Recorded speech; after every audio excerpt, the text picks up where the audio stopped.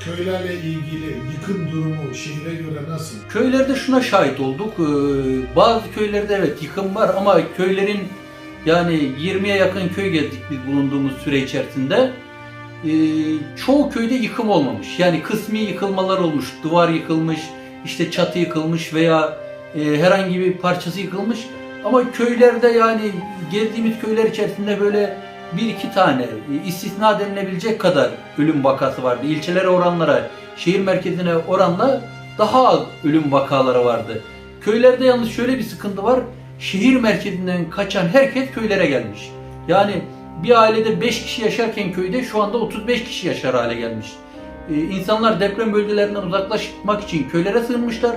Biz şimdi köye yardım faaliyetleri yaparken insanlar özellikle niye köylere götürüyorsunuz? İşte köylerde kim var gibi düşünceye kapılabilir. Fakat yani köyün nüfusu 100 iken 1000 kişi olmuş köyün nüfusu. Haliyle gıda maddelerinin birebir köylere ulaştırılması gerekiyordu. Biz bu görevi üstlendik ve köylere kadar gıda maddelerini ulaştırdık. Birebir kendimiz kendi araçlarımızla ulaştırdık. Hatta tırlarla gelen malzemeleri kendi araçlarımıza boşalttık ve bu şekilde ilettik köylere.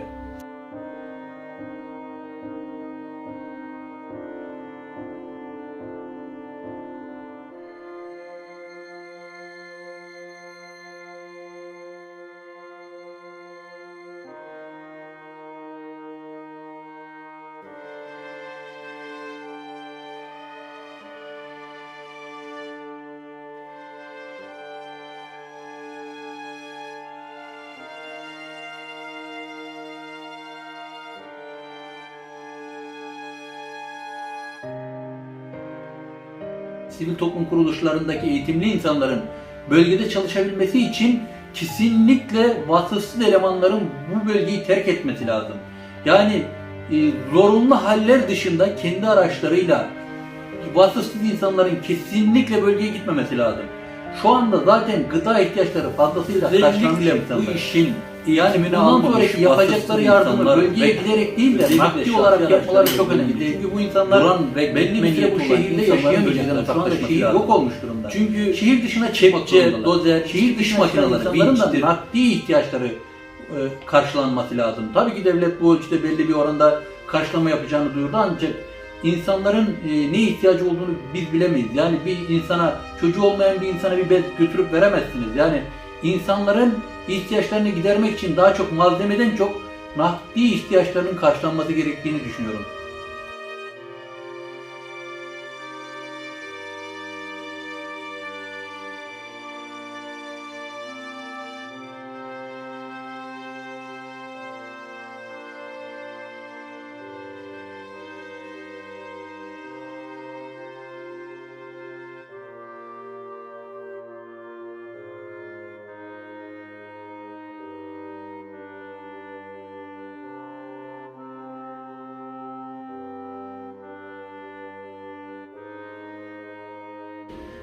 Buradan giden herkes, yani buradan daha önce eğitim almadan giden veya eğitim alsa da bölgeye gitmeden önceki herkes işte deprem oldu, binalar yıkıldı, işte küçük bir olaymış gibi algılıyor. Çünkü olayın vahimiyetinin ölçüsünü kimse bilmiyor. Fakat oraya gittiğiniz zaman inanılmaz bir görüntü var. Yani öyle bir görüntü. Peki Engin Bey buradan giderken ne televizyon kanalları, ne oradan çekilen fotoğraflar, videolar hiçbir şekilde anlatamıyor. Bizatihi içinde olup yaşamak lazım. Yani olay çok bir şehir, yani bir şehir derken bizim gittiğimiz şehir veya diğer şehirler tamamıyla yok olmuş. Yani şehirde insanların numunelik gösterecek yani istisnai bir bina dahi kalmamış. Bütün binalar aynı anda zarar görmüş ve düşünün milyonlarca insan arabalarının içinde yaşıyor. Yani artık evlere girmekten öylesine korkmuşlar ki depremi öyle anlatıyorlar ki yer diyorlar bir anda diyorlar haykırmaya başladı.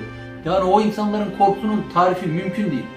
Yani bazen çarşının merkezi özellikle şu anda enkazın öncelikle kaldırılması gereken merkezi gezerken işte yolun sağında solunda inşaatlardan çıkarılmış işte cesetleri görmek tarifi mümkün olmayan bir olay. Yani Allah sabır versin bölgedeki insanlara.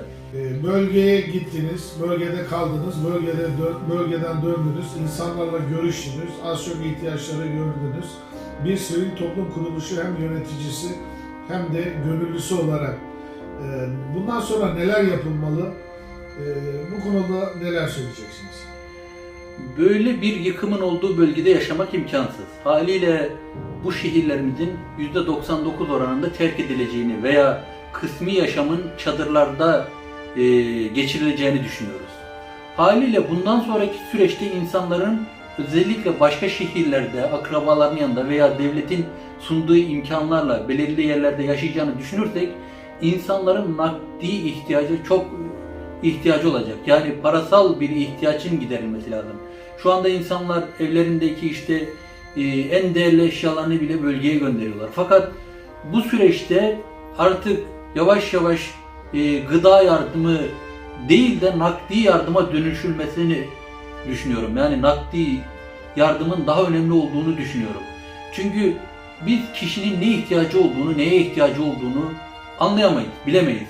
Fakat şehir dışında yaşayacak, hayatını ne kadar yakınlarını kaybetse de hayatını idame etmesi gereken insanların özellikle ekonomik, nakdi paraya ihtiyaçlarının olduğunu düşünüyoruz. İnsanlar Ege bölgesini, Doğu Anadolu bölgesini, yani bir bölgeden bir bölgeye geçebilmesi için şu anda devlet bir imkan sunuyor. Yani ücretsiz onları istedikleri bölgeye sevkiyatını gerçekleştiriyor.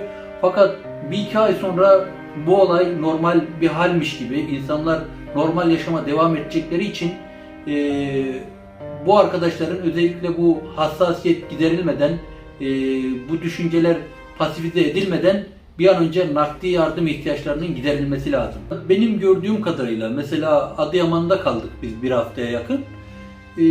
Yani insanımız bu konuda çok duyarlı. Yüzlerce, binlerce tır geldi. Hatta depolar doldu. Bazı insanlar fazla yardımın yapıldığını, malzemelerin sokağa döküldüğü konusunda şikayetlerde bulundu. Ama bu insanımızın tamamen iyi niyetli, özverili olmasından kaynaklanan bir durum.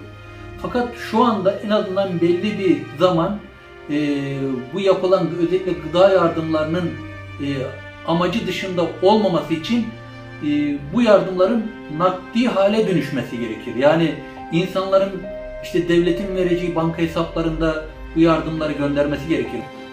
Yani en hafifinden düşünelim. Bir diş macunu dahi kalmamış adamın. Diş macunu, fırçası kalmamış, elbisesi kalmamış. Yani bir evde ne kadar malzeme var düşünürsek hiçbir şey kalmamış adamın. Yani hayatını idame ettirebilmesi için bunları alması lazım. Sadece yemekle içmekle hayat bitmiyor. Hayatın sürdürülebilmesi için onların ihtiyaçlarının karşılanması lazım. Belki bölgedeki 10 milyon insandan bahsediliyor. 10 milyon insana bir anda ev veremezsin. Bir anda özel bir yaşam alanı sunamazsın. Ama en azından bu iş normal bir hale gelene kadar bir yıllık süre içerisinde normalleşeceğimizi düşünüyorum. Bu süre içerisinde bu kardeşlerimizin ihtiyaçlarını azami karşılamamız lazım.